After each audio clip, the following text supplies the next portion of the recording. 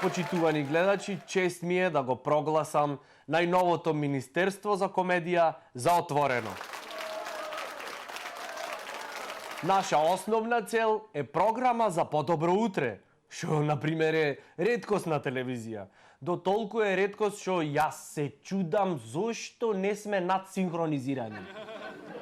Да, ова во позадина е нашата платена администрација, која е тука вработена за да се смее дури и кога смешките ми се тапаат. Кој што гледате, и ние како министерство не сме имуни на македонски шуми. Сакај шума, шумите, буките. Сладко, така? Ова е единствено министерство кое со своето постоење никогаш нема да ве малтретират, нема да ве замарам да гласате за мене. Не, нема потреба. Мене може да ме смените само со еден клик. Камо да можеше да биде така и со други политички субјекти во животов. Бо, кај ќе ни беше крајот. Братушените Никола сега на средата беше да се новината, да се новината, да имаш да Војувавме и за добри своите овластувања. Користејќи Вака на муте кој ќе се одма ќе направиме коалиција. Мутирани за Македонија. Тогаш и програмата ќе е поквалитетна. Сите ќе сме автоматски позадоволни. Нема да имат потреба да исполнат нешто што не рекле, така? Само да појаснам од почеток. Јас сум должен да ги испоштувам сите бои и лакови. Значи, нашево министерство се базират на тоа да обрнит внимание на глупоста која секојдневно е присутна кај нас и во светот. Ви благодарам. Значи, ако некој направил некаква глупост во текот на неделата, без разлика на пол, вера и национална припадност, ќе си го добиет заслуженото внимание. Има да го испочитувам од сите страни. Ево, од старт добивме и писма за поддршка од разни субјекти. Например, емисијата ти е преуба, ова и требаше на Македонија. Ние, например, едва и чекаме некој да не направи парче. Подпис ЗЗ. Ќе дам се од себе, ич да не се секирате. Веројатно не можеше да дојд лично да дај поддршка, изгледа пак некаде ја имат свиткано кичмата. Одиме понатаму. Емисијата ви е пеуба, со други зборови, конта неуба. Имаш максимална поддршка и хуморот ти е закон, а сите ние мора да опочитуваме законот. Морам да приметам дека писмово е полно со емоција, поддршка и печатни грешки. Одиме понатаму. О, Бобо, дечко, емисијата ти е скроз. Значи комплет, о, Бобо, еј, скроз, аштаг скроз. А вака кој ќе прочитам дури... Солзи ми идат на очиве, олку обединети не сме биле никогаш. Се надевам, искрено, дека еден ден ќе немам поќе материјал и ќе немат потреба од вакво министерство, но до тогаш, сите сте мои деца. А сега, да ја испочитуваме неделата што помина. Мањакот со велосипед повторно излезе на улиците во Скопје. На селбата Тафталиџе и на селбата Аеродром повторно стана сцена во која еден велосипедист секојдневно вознемирува припаднички на понежниот пол со тоа што ги покажува интимните делови од телото.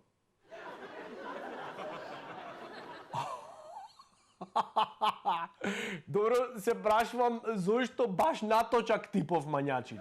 Изгледа му треби тона поголема мобилност. Сакат да имат поголемо покритие, поголема територија. Зашто реално да погледниме.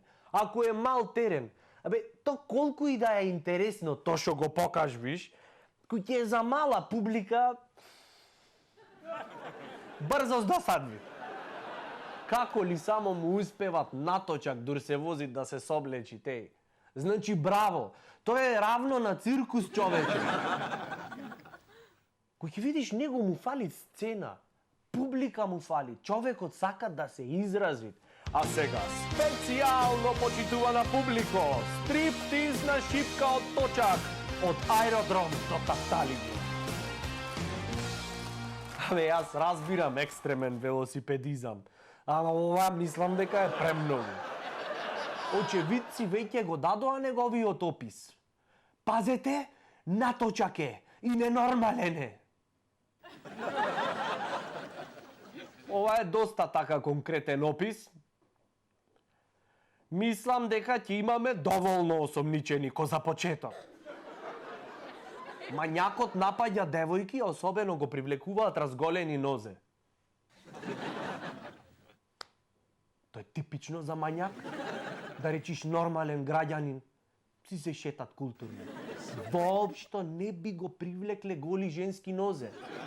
Мене, например, голи нозе не ме привлекла, како да ти кажам. Се ежам од голи женски нозе. Зато плук и бавча да видам. Се пореметвам. Не да ме привлекви, одма ми да се раслечам ко некој мањак да ја изорам бавчава. Жителка на Карпош вели: јас не се осмелувам сама да излезам. Еднаш ме бркаше, ама успеав да му избегам. Побрза од точакот. Рататата! Одиме понатаму. Градоначалниците на општините спроведоа мерки на предпазливост. Редовно вршиме распрскување на срчи и стакла и се надеваме дека кога тогаш ќе му се дупни точакот.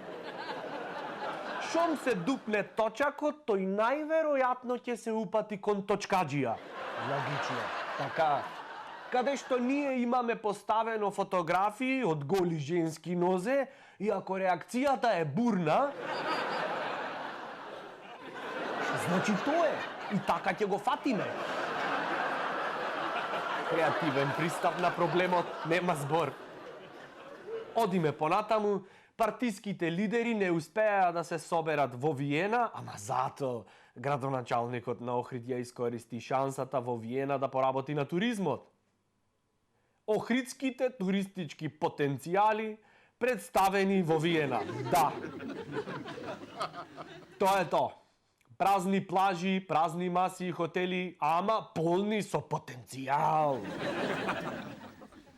Во меѓувреме, научници од Шпанија измислиле душек кој ќе го детектира неверството. Душекот имал сензор кој известува и за најмало повлекување на чаршафите и детектира повторливи удари и движења. Се мислит на коење. Во тој момент системот испраќа порака, сигнал до мобилна апликација која алармира за неверството. Водоинсталаторот ти ја чисти цевката од бигор, и то без гумици. Душекот е измислен за сите оние кои не се потпираат на доверба. Не е убо така, не. Не се сетил некој дека, например, не мора дома да направиш блуден чин, дека довербата може да се занишат и на фрижидер за длабоко, пример велиме. Ало, Злато, кај си шо правиш? Еве, ја клацкам довербава. Да, тој нека се нишат со довербата, ти пеглај чаршафи дома ти, гланцај го сензорот. Американскиот State Department повторно побара Иванов да ја повлече аболицијата. САД и ЕУ ја искажаа својата загриженост за важноста и на веродостојни избори во Македонија. Времето е кратко, ние силно бараме од председателот Иванов да ја поништи својата одлука. Не, мислам дека не барате доволно силно. Можете вие каде посилно. Ако се сака, се може. Од друга страна пак, председателот вели: Никако не може да се поништи одлуката на председателот. Абе, ти си председателот. Зошто за себе зборвиш како да си во отсуство? Значи, да ти кажам, една мала тајна. Ти ја напиша аболицијата. Ти можеш да ја повлечеш. Експерти за тоа велат, има повеќе можности, например, во конкретниот случај, одлуката за помилување се донесе наводно за стабилизирање на политичката ситуација во државата и со неа се помилуваат лица кои според одлуката се главни актери на дестабилизацијата во државава. Значи, резиме, ако нешто е донесено со цел да стабилизира, а предизвикува поголема нестабилност, истото се повлекува за да не се распадни работава до крај. Со актот на председателот помилувани се и лица кои сториле преку 10 кривични дела, а едно од нив дури рекордни 16. Па почитувани, дами и господа, ова е нов момент во историјата на правосудството. Ние кршиме Гинисови рекорди, човече. Да, драги мои, уште еден показател дека Македонија е миролюбива нација. Степенов на толеранција ни се граничи со бесконечност. Вест на неделата, селфи на операција. Граѓаните го осудија овој феномен. Јас би рекол да не брзаме со предрасуди. Треба прво да се испитат мотивите. Зошто докторите се сликале со пациент со отворен стомак на сред операција и зошто истото го објавиле на социјалните мрежи? Може, тогаш било време од пауза и ти кој ќе си на пауза, што сакаш ќе правиш, не? Може, сакале на пациентот да го подрасположат малце, знаеш, са операција е, ама пак не треба да сме тмурни. Може, сакале да му покажат нему и на неговите роднини моментот на трансформација. Прети по тоа. Може, жена му на пациентот пак не вервела дека пациентов е на операција. Ало, кај си, бре? Шо не се јавуваш? Докториве од етички причини, се со цел да не им се распаднит бракот, се жртвувале со по едно селфи, така? Еве, сликата говори. Сите насмеани копача. Уживај! Со нас е! Тоа беше се од Министерството на комедијата. Се гледаме следната недела. Бидете со нас.